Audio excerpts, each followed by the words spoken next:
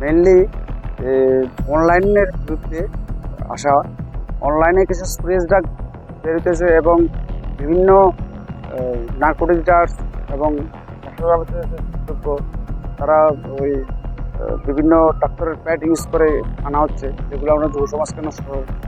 সেই জন্য আমরা চাই অনলাইনের বিরুদ্ধে আজ পুরাতন দেখা হয়েছে সামনে হয়েছে শুরু হচ্ছে এই যে মজাতে আমরা দিয়েছি এবং তাদের সঙ্গে কথাবার্তা বলেছি।